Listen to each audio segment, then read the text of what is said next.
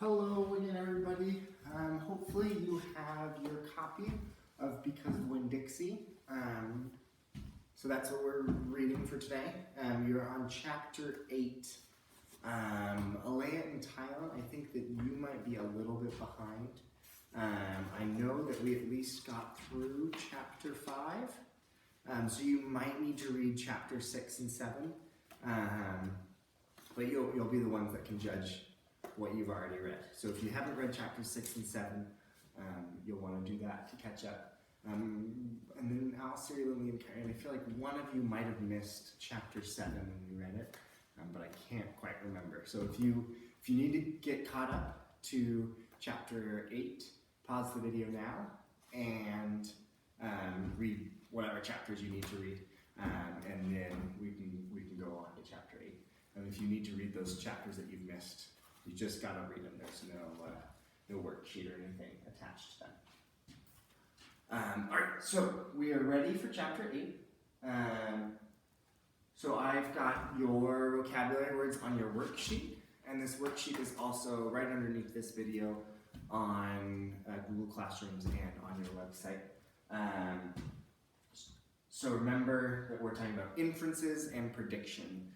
Inferences are digging deeper into the story, making a guess about what is happening right now. Right? The example we always use is I come into the classroom, I slam the door shut, I cross my arms, I stomp my feet. What can you infer about how am I feeling? I'm feeling angry, right? You're looking at my actions to try to learn something even more that's not in the story. And the prediction is making a guess about the future. Right, so if I storm into Miss Kathy's office, slam the door, stomp my feet, knock everything off of her desk, what would you predict she might do? She might fire me, right? That could be her prediction. She might say, yeah. Okay, the vocabulary words that you'll have in this chapter, the first one is situation. A situation is just something that's happening. Okay, we are in a strange situation right now in that we're doing class on your phone or on your computer. A combination, right? If you got a combo pizza or combination pizza, what's on there? Olives, pepperoni, sausage, onions, peppers, right? It's a bunch of mixture of different things. So a combination just means a mix of a bunch of different things. Opal will ask to pay in an installment plan. An installment plan. An installment plan is when you pay for something bit by bit. So when I bought my car, it cost more money than I had. So I paid with an installment plan where I pay $100 each month or however much until I've paid off the whole car. So it might take like 2 years or 3 years to pay off if you're paying $100 or $200 or however many dollars each month. Trotting, I would guess that we all know trotting, right? Trotting is the way a horse walks. Mumbled. If I'm mumbling, then you can't really hear what I'm saying. I'm kind of speaking, right? That's mumbling. Okay, I'm not enunciating, I'm not speaking loudly. The last word is drooped. Right? If your plants in your garden are really droopy, that means they're kind of saggy and hanging down, and they're probably drying. They're probably dying. So if someone is drooped over like this, you might infer that they are sad. Okay. So I write down drooped is hanging down in a sick way. So we'll meet a new character who has a garden, and the tree in her garden is drooped down. All right. So now would be the time that you are going to pause your video and you're going to read chapter 8. So pause the video now and read chapter 8. Ready, set, pause. Great job! You read chapter 8. First 2 questions should be easy. Write a summary, 3 to 5 sentences, telling me what happened in the story. Please use your own words. And then your main idea. Remember, 1 sentence telling me who, what, and why. Who was this about? What did they do? Why did they do it, or how did they do it? All right, next is make an inference. What can we infer? Oh, and if you need to, pause now to answer those questions. Make sure that you do pause through each step and you're not just watching the whole thing, because then you might forget what I said. So pause and answer those first 2 questions. Good. All right, make an inference. What can we infer about Otis based off of his shop? So you can reread those first 3 or 4 pages if you need to, and just make a guess. What can we know, or what can we say about Otis based off of how his shop looks like? Is his house dirty, or is his shop dirty or clean? What would it mean to have a clean shop versus a dirty shop? I'm picturing that if my room is really dirty, that might mean I'm busy. And if my room is really clean, that might mean I'm not very busy. Is his shop really prettily decorated, or is it kind of drab and not looking good? And what might that mean? Okay, so make some inferences. We don't learn much about Otis in this chapter, but tell me what we can know, just based off of how his shop looks. And then the last one, so pause there if you need to answer that question. The last inference is, what can we infer about Sweetie Pie based off of her name and how she acts?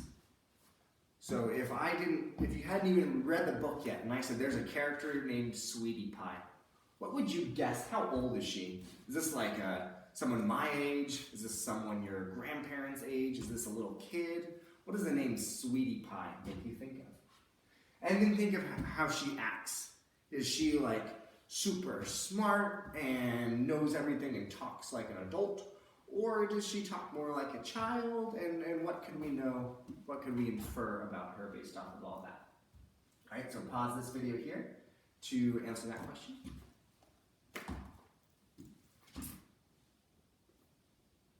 All right, and then the next question is to make a prediction, make a guess about the future. Do you predict that Opal will be good at her new job? We don't know yet, right? We haven't read the whole story. We don't know if she'll be good at it. Okay, so there's no wrong answer to a prediction as long as you tell me why. Okay, and as long as it would make sense in the story. So a wrong answer would be, I think Opal would be bad at her job because she's a dragon. Right? Opal's not a dragon. That doesn't fit anywhere in the story. But a good prediction would be, yeah, I think that she's good because she likes animals. Or I think that she would be bad because she always takes Winn Dixie everywhere, and maybe he'll rough stuff up. Okay? As long as you can tell me why and it fits into the story, then your prediction is A-okay. Okay, on that back page, there's just a couple more questions. And of course you pause to answer that top one if you needed to. The first one is just, what emotions did you picture each character felt in this picture? Or in this chapter. We've done emotions a lot, and remember, emotions can help us understand why a character did something. Okay, so if I just came into class one day and just knocked over a desk, you might be like, whoa, that was really weird. But if you knew that I got a speeding ticket and I got a flat tire and I stepped on a nail, and you're like, oh man, I bet you Mr. Daniels was feeling really angry. That would help us understand why I acted in that way. And it's the same way in stories. If we can understand why our characters act in a certain way, that can help us understand why they did what they do. And also it could help us predict what they might do next. So go ahead and pause now to fill in. You just need one word for emotions that each character felt in this chapter. All right, and then the last two are just asking you to tell me what you were imagining as you were reading. Okay, remember that when we read, we need to be making movies in our mind. It is the best way to help us remember and understand what we're reading. Right? Sometimes when we read, we forget what happens or we get lost. But if we're watching a movie, do we ever really get lost or not know what's happening? Not normally, unless it's like a really confusing movie. Okay, and it's because we have those pictures there that we can see. So it's the same thing when we're reading. It says, Opal walked to the store. We should be picturing Opal walking to the store. And it doesn't tell us what Opal looks like, but maybe you're looking at the cover of your book, or maybe you've seen the movie, and you can start, or you're just using your imagination, and you can start to make a picture of what Opal looks like. So I would picture that Opal is maybe this tall, she's wearing jeans and a blue shirt, she has kind of blondish red hair, she's got lots of freckles. I'm picturing that she's maybe, her clothes are old and torn and dirty, that she's walking down a dirt road, okay? Those are all things that I was imagining in my head, just from one sentence, Opal walked to the store. So the two questions are asking, what did you picture for two things? The first thing is the pet shop. What does it look like? It gives us a little bit of details, but not a lot. It doesn't tell us what colors, what pets there were. So fill in the blanks. Tell me what you were imagining when you were reading about this pet shop. And then the same thing with Sweetie Pie. Okay, what did you picture that Sweetie Pie looked like? Did you picture that she was 6 feet tall and had a beard and a long hair? That would be a weird thing to picture, so hopefully you don't picture that. So write down what you're picturing. If you want to draw a picture for either of those in this spot, that works for me too. And then remember that if you do not finish this, that's okay. Just use the time that I've given to you on your schedule. Okay, and I've also posted your schedule onto the main page, the home page of both the website and the classroom site. Okay.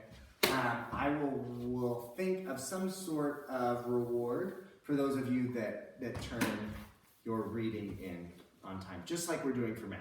Okay. Best of luck. If you have any questions, again, feel free to call or email me, and I will do the best I can to help you. Please make sure that you do not lose your books. Okay, that would be like the one thing that would mess everything up. I don't know what we would do if you lose your books. So please keep your books in your backpack or in your desk at home, wherever you keep things so that they don't get lost.